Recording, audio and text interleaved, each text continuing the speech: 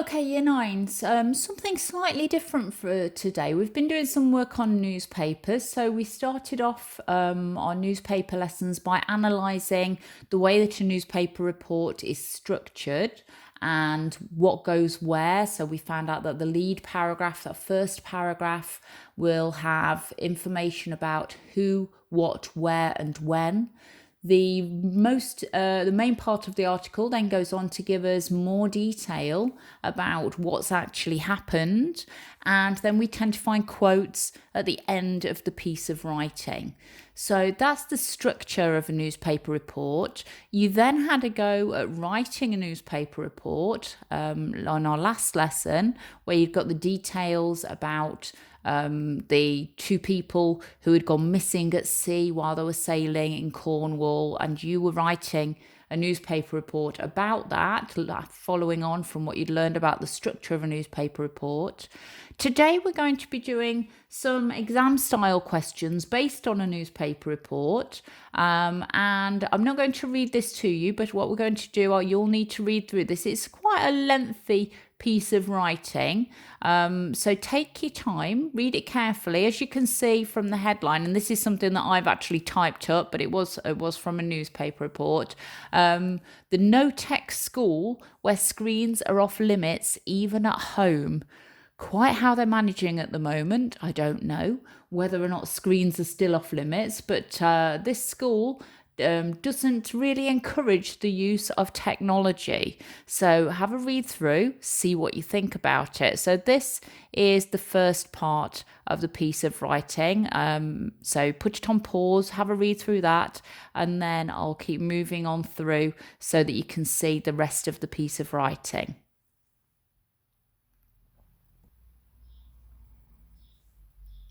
Okay, so that's the next part of it. So again, if you just put it on pause and you can read through what's on there. Okay, I've got the next part of the article on the screen right now. So again, put it on pause, have a read through. And the final piece of the article just here. Okay, so we've got some questions, 4 questions that we're going to answer based on what you've read. You can go back and have a look at the piece of writing. You might be able to screenshot it and print it off if that's easier for you. So question 1, nice and simple. You just need to copy out the 4 statements which are true, and you get 4 marks for that. So have a read through statements A to G, and you're just copying out the 4 that you think are true. So I'll put the answers on at the end, but you can see there, if you got 4 out of 4, that would be equal to being highest, 3 out of 4 for exceeding, 2 out of 4 for secure, 1 out of 4 for growing.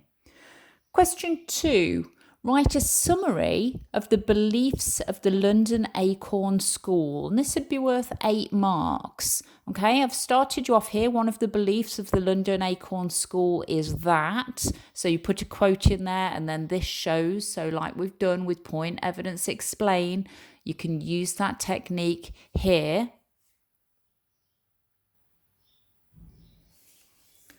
So you can just see a screenshot of the board here. What are the beliefs of the school about the best way to educate children? So think about how you know this. Use quotes. What does it show about the school? To get highest here, that would be a perceptive and detailed answer worth 7 to 8 marks out of 8, showing a detailed understanding of the beliefs, offering a perceptive interpretation of the text, and selecting a sensible range of quotations from the text. Okay, let's just have a look at what you need to do for exceeding. So for exceeding, giving a clear, relevant answer, that would get you 5 or 6 marks, showing a clear understanding of the beliefs, beginning to interpret the text, and selecting relevant quotations from the text to support your response. For secure, making some attempts at the answer, 3 to 4 marks, identifying some of the beliefs, attempting some inference from the text, selecting some quotations, but not always supporting from the text. A level 1 answer, a growing answer, would be simple and limited, 1 to 2 marks, showing a simple awareness of the beliefs, offering paraphrase rather than inference, and simple reference or textual details from the text. No marks here would be foundation. Candidates in this band will not have offered any differences, nothing to reward. Okay, question 3 then. How does the language used show that this is an article in a broadsheet newspaper? And that's worth 12 marks. Now, broadsheet newspapers are newspapers like The Guardian, The Independent. They're written in a slightly more formal style, a little bit more highbrow. They will use more complex language. They wouldn't have information or news reports about sort of what Simon Cowell's been up to, or who so-and-so celebrity is going out with or been seen on a date with, or anything like that. They don't have those sorts of reports in them like you might find in the tabloid newspapers like The Sun and the Daily Mail and the Mirror. They tend to be more serious news stories. So we've got to think about the language that's been used in that article about the no-tech school. How does the language used show this is an article from a broadsheet newspaper? So again, you've got to start here in the article. They use words such as whatever. The use of such words shows that.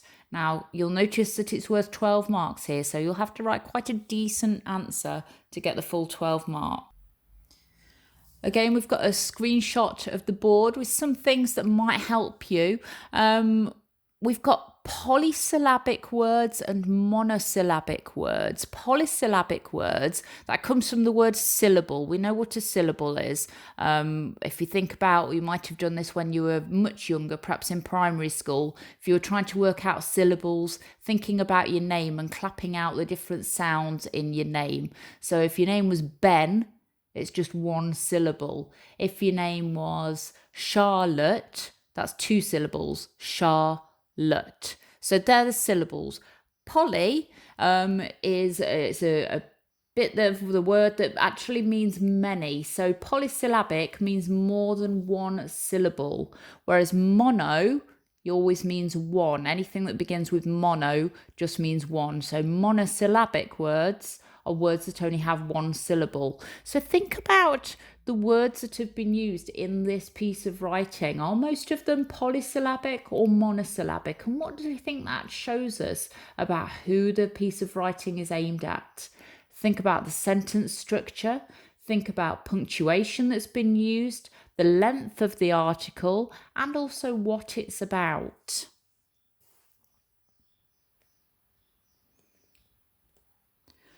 So for a highest response here, remember this question was out of 12. So to get between 10 to 12 marks, you need to show a detailed and perceptive understanding of language. You analyse the effects of the writer's choice of language, selecting a judicious, that just means well-chosen, range of quotations, and using the range of subject terminology appropriately. So using words like polysyllabic and monosyllabic. Might also be using phrases like complex sentence or compound sentence. For exceeding, you're going to get between 7 and 9 marks out of 12 here. You need to show a clear understanding of the language that's been used, clearly explaining the effects of the writer's choices of language, selecting relevant quotations, and using subject terminology accurately. That will get you 7 to 9 marks out of 12. For a secure response here, you'll have made shown some understanding and made some attempts to comment on the effect of the language, selecting some relevant quotations and using some subject terminology, but not necessarily always getting that correct. For growing, between 1 and 3 marks out of 12. So showing a simple awareness of the language used, you might have just said something like, oh, they use really difficult words, so that shows it's for an adult audience. Something like that is going to get you between 1 and 3 marks. Or offering a simple comment on the effects of the language, simple references or textual details, and a simple mention of subject terminology. Our final question asks you to compare how each of the people interviewed conveys their opinion on the use of technology in schools. The word conveys comes up a lot in exam questions. It just means shows. So if you can remember that conveys means shows, let's have a read through of the question again. Compare how each of the people interviewed shows their opinion of the use of technology in schools. Okay, we've got 16 marks here. So we've got a starter.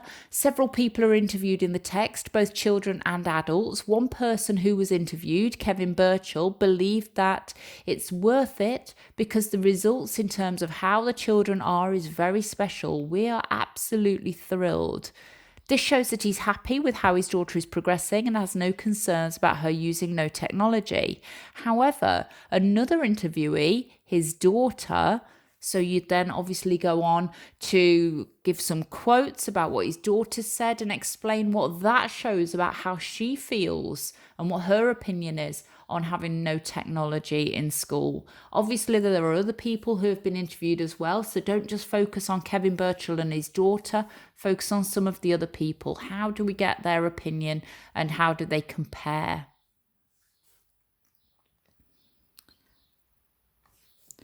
Again, we've got a screenshot from the board.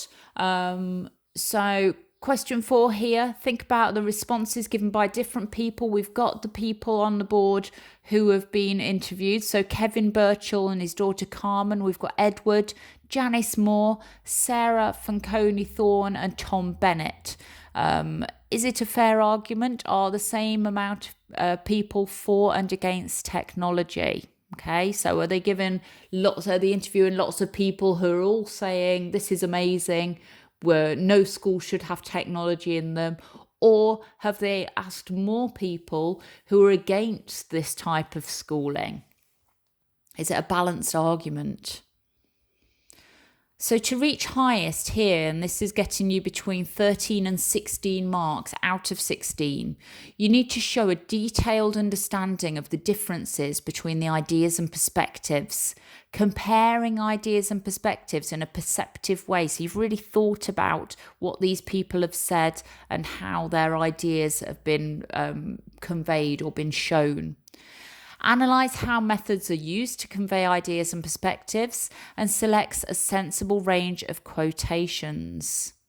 For exceeding, this would get you between 9 and 12 marks out of 16, showing a clear understanding of the differences between the ideas and perspectives, comparing ideas and perspectives in a clear and relevant way, explaining clearly how methods are used to convey ideas and perspectives, and selecting relevant quotations to support from the text.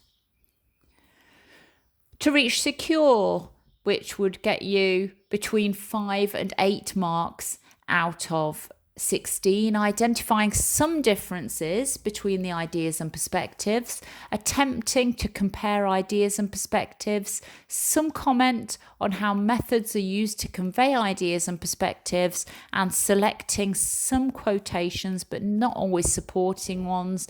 And for growing, which would get you between 1 and 4 out of 16, a simple awareness of different ideas and perspectives, simple cross-referencing of ideas and or perspectives, simple identification of how differences are shown, and simple references or textual details from the text. So we've got the answers to question 1 here. So this is where we just needed to pick out the 4 statements which were true. So statement A, students at London Acorn School don't use smartphones, computers or television even at home. That's true. Statement C, the school opened in 2013. That's true. Statement E, it costs £11,000 to go to the school. True. And F, a study has found that frequent use of computers is associated with lower exam results. That's also true, okay? The other questions, 2, 3 and 4, you'll either have to have a go at marking those yourself based on the guidance that I gave you, or like I've said with all of your work that you've done, if you want to send it to me, email it to me, send me a picture of it, then I can have a look at it and give you some feedback, okay? Well done.